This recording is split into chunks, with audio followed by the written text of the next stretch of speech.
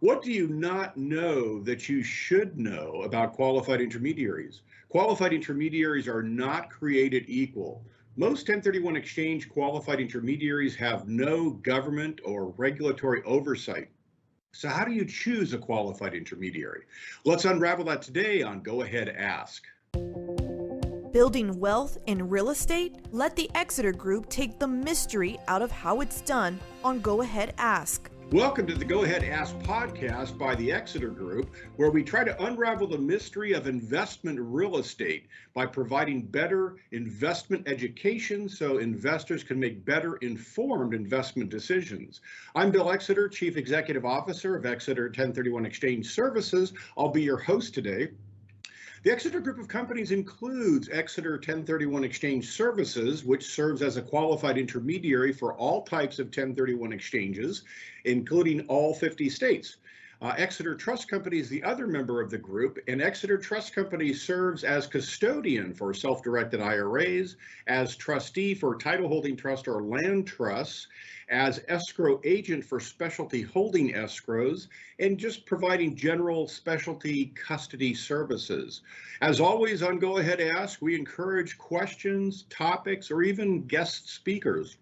So if you'd like to ask us a question or suggest a topic, go ahead and contact us. You can contact us by email at ask@exeterco.com, or you can call us at area code 619-239-3091. If you love Go Ahead Ask, please like it, subscribe to it, share it, and comment on it. We will respond to all comments. Today's podcast is entitled Unraveling the Mystery of Choosing a 1031 Exchange Qualified Intermediary. The 1031 exchange industry has never had a regulatory body that provides any kind of oversight or licensing or regulation for 1031 exchange qualified intermediaries. We've certainly asked all sorts of bodies to regulate us, but they've always turned the industry down. So doing your own due diligence when you're selecting a qualified intermediary for your 1031 exchange transaction is critical. It's also complex and it's very confusing. Knowing what to look for and what questions to ask is absolutely critical. And we're going to unravel that mystery today on Go Ahead Ask. The first few episodes of Go Ahead Ask covered the basic concepts on 1031 exchange transactions. We had a three-part series that walked you through the requirements to do a 1031 exchange, what you needed to know so you were in compliance with federal and state tax codes, and things like that. Today, we're going to focus more on what is the qualified intermediary first, but more importantly, what do you need to know and how do you choose a safe, a secure, and a stable qualified intermediary? Keep in mind that the qualified intermediary industry is not licensed or regulated. There's no government oversight because there's no regulatory body that oversees the industry. So that's the key, is a lot of investors don't realize that the industry is not licensed or regulated. They assume that it's very much like escrow or like title, and it's not.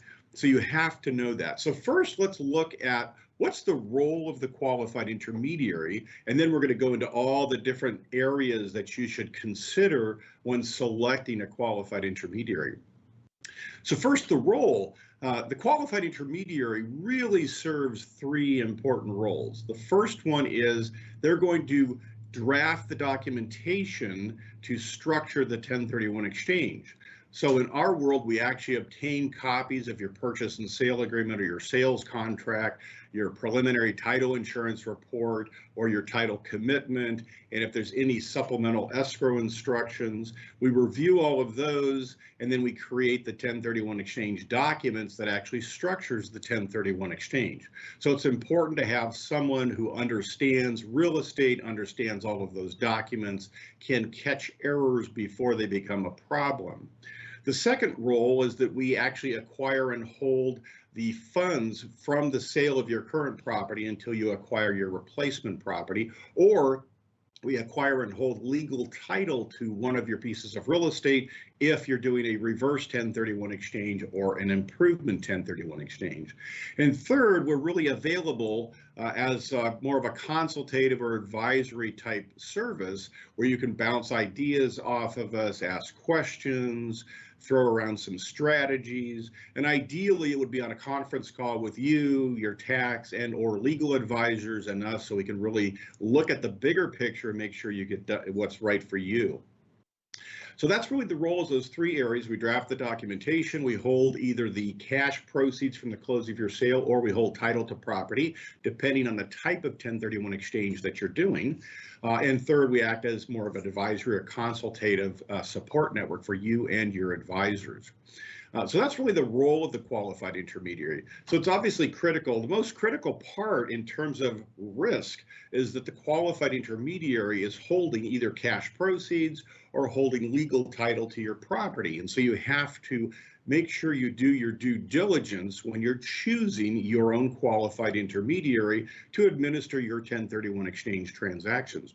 The most important thing to realize is that qualified intermediaries are not created equal. There's all sorts of shapes and sizes to a qualified intermediary.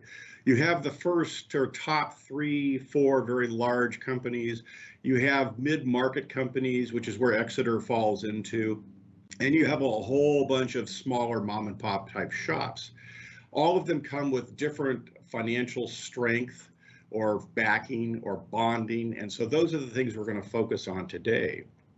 I think by far the most important thing to look at is whether they have any type of regulatory or government oversight. But before we jump into that, I kind of wanted to start going down some of the risks that you need to be aware of when you're choosing a qualified intermediary. So the first one, like I said, qualified intermediaries are not created equal. The industry has no regulatory oversight body. Qualified intermediaries are not licensed, they're not regulated, they're not audited unless they've gone down a different path. And we'll talk more about that later.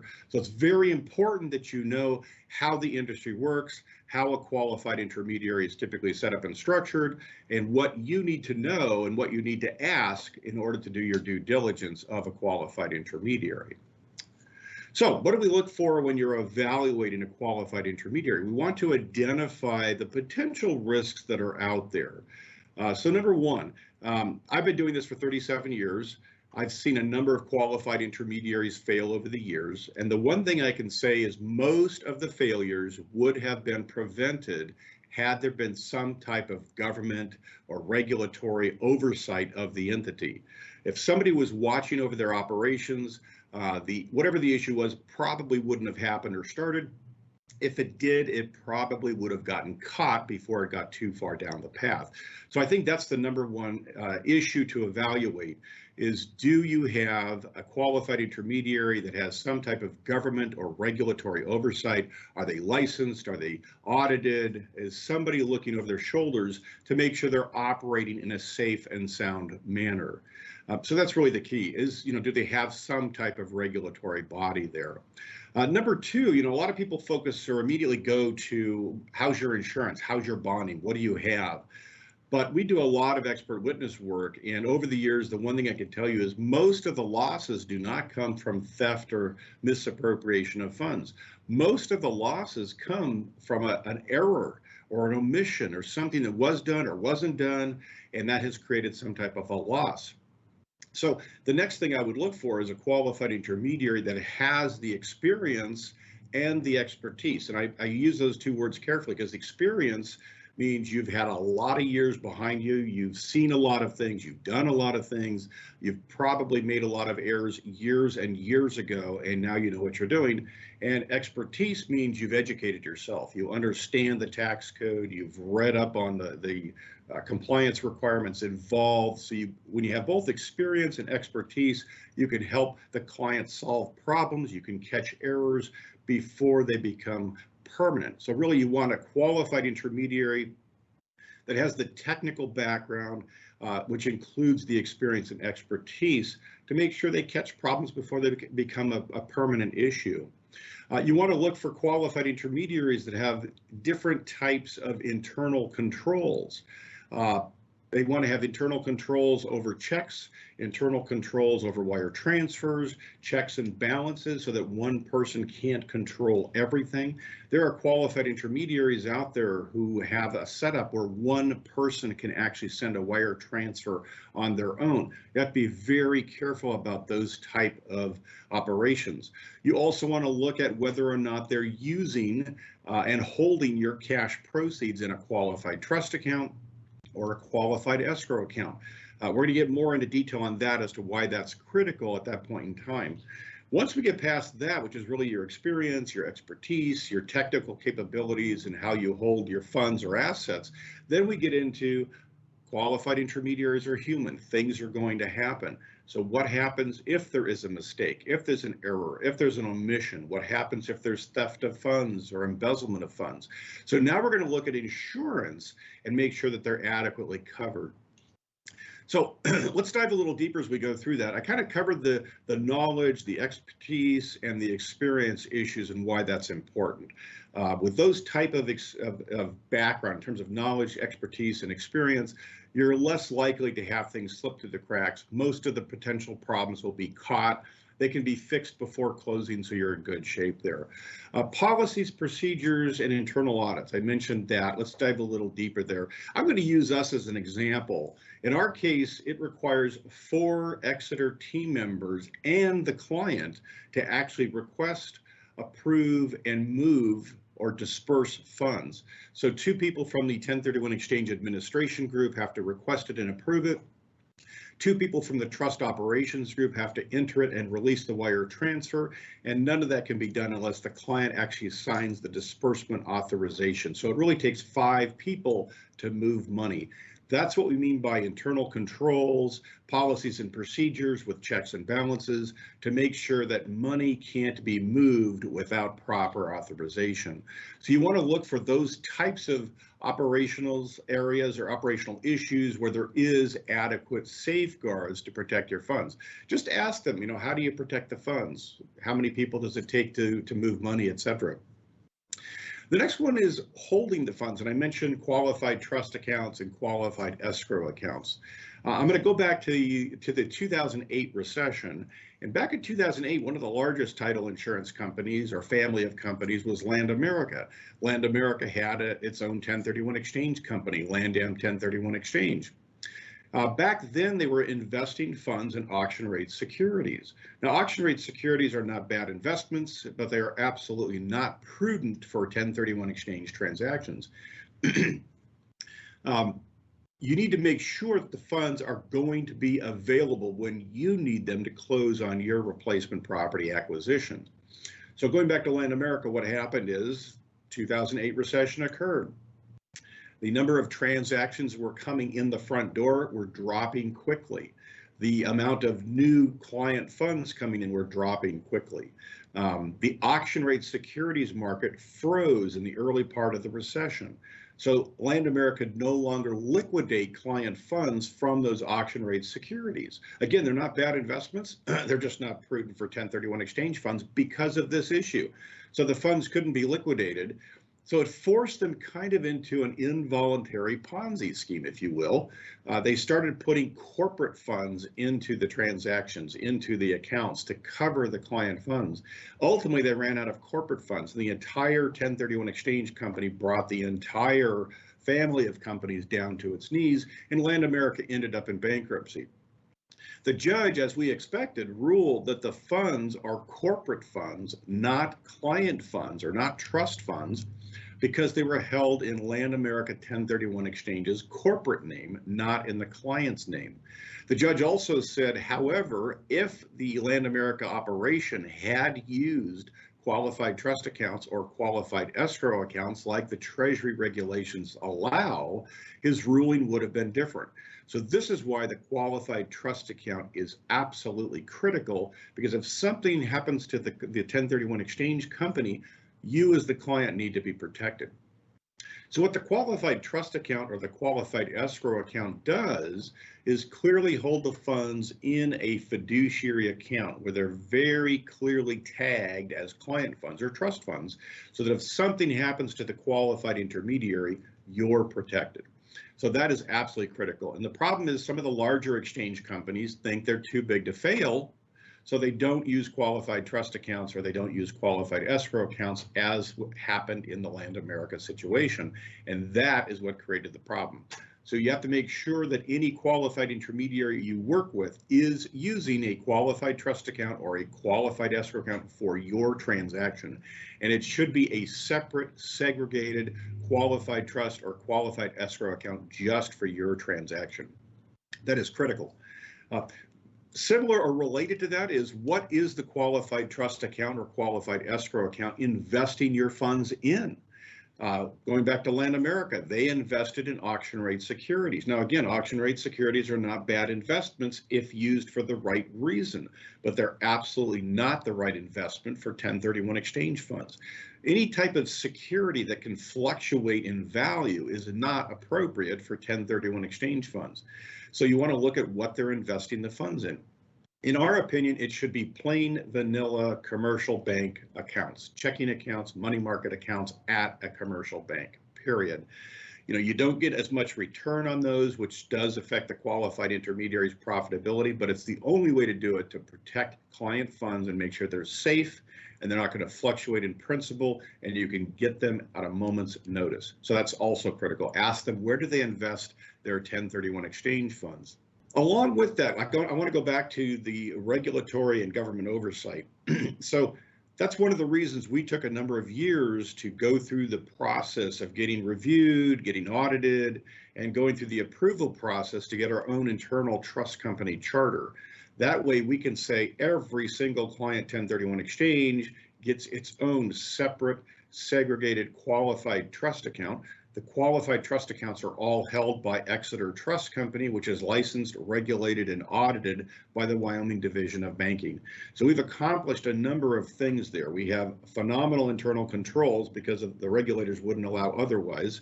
We have all the financial institution bond coverage that a financial institution can get, which is typically better coverage than most qualified intermediaries can obtain. We have a qualified trust account, so the funds are clearly held as fiduciary funds or client funds, not corporate funds. So if anything should happen to us during, let's say, a future recession, another COVID-19 or something like that, the funds are not going to be held or ruled as corporate funds. They'll be held and ruled as client funds. So all of that is critical. And that also means that we have client funds that are held in a licensed trust company that is subject to an annual audit by the Wyoming Division of Banking. From there, let's go into how do you insure those funds? Because obviously, qualified intermediaries are human, they have employees, and stuff can happen. So you need to do a couple of things. I mentioned that one of the areas that the losses occur quite a bit in is failure to catch something, creating an error, making a mistake, an omission, or something like that, and it creates a loss for the client. So to me, people start off with, what's your fidelity bond coverage? I think the most important thing is your errors and omissions insurance. You're more likely to have an error or an omission or a mistake made that creates a loss than you are to have some type of theft of funds.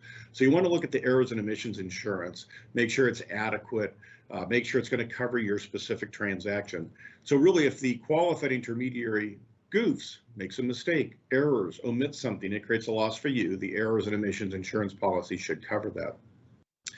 But next, it is possible at some point in time that you hire an employee who does embezzle the funds and take them. And so it's also important to have fidelity bond coverage. You want to check and make sure that the fidelity bond coverage is adequate, that it meets your needs and ensures your particular transaction. You should contact their insurance agency. We'll give you our insurance agency's contact information so you can reach out and verify that the coverage is in full force and effect, that it hasn't been canceled, it has been paid in full, and that it does exist, because that's important. Just to kind of keep those in mind. And then when you get to the end of this whole process, the questions we get are, well, what should I ask? I have no idea what to ask for. So I'm going to go down kind of a list of questions that you might want to take a look at when you're kind of interviewing, if you will, a qualified intermediary. First, we're going to take a quick commercial break with a message from our sponsor. This episode is sponsored by our sister company, Exeter Trust Company. Did you know that all individual retirement accounts are self-directed IRAs? It's because you choose where to put them. You choose whether to put your self-directed IRA at a bank or at a securities or brokerage firm or a life insurance company. So that makes it self-directed. But did you also know that all IRA custodians are not created equal? Most IRA custodians, like the banks, the securities firms, and the life insurance companies, limit you to publicly traded investments such as stocks and bonds and mutual funds. But some IRA custodians, like Exeter Trust Company, allow investors to invest their IRA funds in other alternative assets such as real estate. Investors can acquire real estate, mortgages, deeds of trust, or tax lien certificates inside the IRA as an investment inside the IRA. To learn more, call Exeter Trust Company at area code 307-222-8750 or visit them on the internet at exetertrustcompany.net. And we're back with Go Ahead Ask, and we're talking about unraveling the mystery of a 1031 exchange qualified intermediary, and how do you choose them? How do you select them? What do you look at? What do you not know that you should know, etc.? And so with that, we're going to go through a list of questions that you can ask when you're interviewing prospective qualified intermediaries. So I'm going to kind of take these in the same order of priority that I think are in terms of importance, etc. And the first one is the one I keep harping on, unfortunately, which is the qualified intermediary subject to any type of government or regulatory oversight? Again, all the failures I've seen over the years, the vast majority of which could have been prevented had there been some type of government oversight, an annual audit, and what have you. So find out, is there any type of regulatory body that provides oversight? And if the answer is yes, what regulatory body is that? Is it the state banking division? In our case, it's the Wyoming Division of Banking. Is it the Office of Comptroller of the Currency, or OCC? Is it the Federal Reserve? Is it the FDIC? There's lots of different regulatory agencies that can oversee banks and trust companies. The next would be, how do you hold the client funds? Do you use a qualified trust account? Do you use a qualified escrow account? Who's the trustee, or who's the escrow agent for that qualified trust or that qualified escrow account?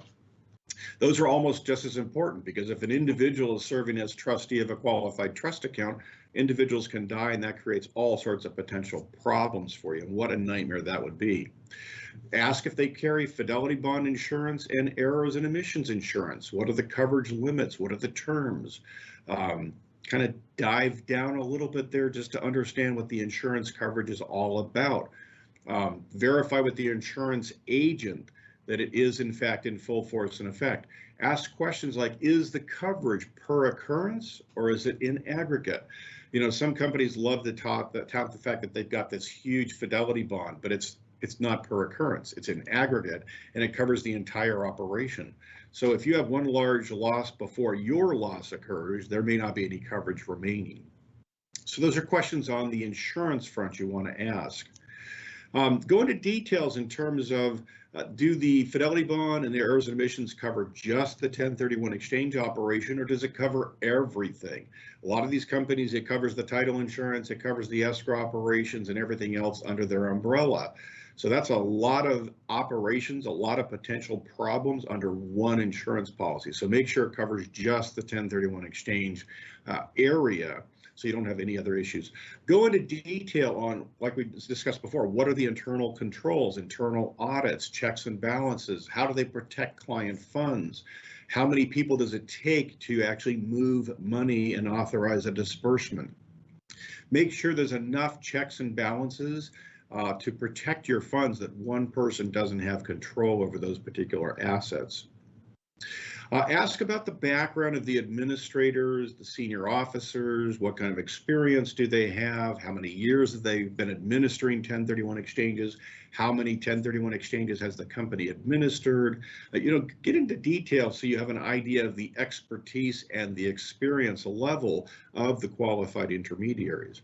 Ask them very specifically, Where are my 1031 exchange funds invested? Where are they held? Is it a commercial bank and a checking account or a money market account? Or they're going in doing stocks and bonds and mutual funds that we really think you should absolutely avoid. And really go into detail on how big is their operation, how many administrators do they have, and get a feel for that level of expertise. And with all of these questions, that will arm you with the due diligence you need to look at prospective qualified intermediaries. You need to find a qualified intermediary that you're comfortable with. A lot of the folks will start off with questions like, what is your fees? The question should start off with, how do you protect me? How are my funds protected? How do you safeguard my assets? The fees may vary by $100 here or $200 there, but do you want to risk $200 for, your hundreds of thousands of dollars of cash proceeds? So the last thing you really want to ask questions on is, what are the fees? Because those things really aren't part of protecting or safeguarding your assets. They're important questions, so you know what you're looking at in terms of costs, absolutely, but it's not the first part of your due diligence. So let's address fees real quick, because that's something that always comes up in these conversations. So most qualified intermediaries who are in the business, routine business of administering 1031 exchanges, all kind of fall into the same range. So a forward exchange, which is a regular 1031 exchange where you sell first, buy second, most of the really good qualified intermediaries generally charge for one sale and one purchase somewhere in the range of $1,000 to $1,500. A lot of people are looking at $700, $750, $800. The qualified intermediaries have raised fees over the last year or two because of COVID-19. Costs have gone up, salaries have gone up. It's just more expensive to administer these things. At the same time, a big part of the revenue comes from interest, and the interest rates have dropped by 80 or 90%. So it's more difficult for the qualified intermediary to operate. So most of the fees now are going to be somewhere between $1,000 and $1,500. When you get into a reverse 1031 exchange or an improvement 1031 exchange or something with a lot more complexity to it, those fees are probably going to be anywhere from $7,500 and up, depending on what's involved. So for reverses, you're probably looking at $7,000, $8,000, $9,000, depending on the complexities involved. And the larger the transaction, the higher the fee, because the more risk to the qualified intermediary. So that gives you kind of an idea of what you're looking for in fees. But keep in mind, the most important things to ask are all of the other due diligence questions we've just gone over. Are they regulated? Are they licensed? Are they audited? Do they have government or regulatory oversight? Once you get past that, what's the experience level? Once you get past that, what's the insurance level? Fidelity bond, errors and omissions, etc. Where do you invest my funds? Do you use the qualified trust account or qualified escrow account? Those are the most important things, because that's going to protect you. That's going to safeguard your 1031 exchange, and it's going to safeguard your assets. Then you get into the operational stuff. What are the fees, etc. So at that point, it really depends on what's important to you. What fee are you willing to pay? Some people want a qualified intermediary that's in their backyard. Nowadays, everything's done electronically, so that's not really that important. But if it is for you, that's something that you would certainly want to take a look at. So that gives you kind of a range of ideas, questions, things to consider when you're looking at evaluating qualified intermediaries for your 1031 exchange transaction. Keep in mind, qualified intermediaries do a lot of 1031 exchanges. They hold a lot of money for client funds, and you've got to make sure that your funds are protected. So that's kind of a wrap for our program today. Just keep in mind, be safe, do the due diligence, and be very careful in choosing your qualified intermediary. So thank you for listening to Go Ahead Ask today. We appreciate your attention to our program. The last episode was saving the future of self-directed IRAs. There's some significant proposed tax policy changes and legislative changes right now that are going to significantly affect investors who use self-directed IRAs to buy what we call non-traditional or alternative investments.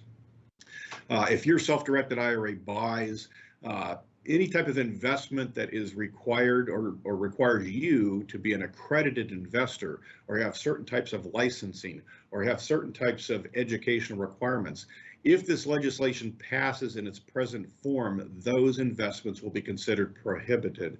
If you already have those investments inside of your IRA, and this legislation passes in its current form, you will be required to divest or sell or dispose of those assets within 2 years after this legislation passes. So it is critical you pay attention to this legislation. There's all sorts of groups that are working to educate members of Congress on why this is a bad thing. But you can go back to our last episode and it will cover what's being proposed at this point in time. We've set up a separate channel on YouTube called The Future of Self-Directed IRAs. And as we do more presentations, we'll keep you updated on what those issues are. So again, if you have questions, if you have topics you want us to cover, or even if you want to appear and go ahead and ask, send an email to us at ask@exeterco.com. Call us at 619-239-3091. If you like or love our podcast, please like it, share it, subscribe to it, and comment on it. We will respond to all of your comments. Thank you for joining us today. We'll see you next time. Thank you for listening to Go Ahead Ask with the Exeter Group. Join us for our next episode when we further unravel the mysteries of real estate.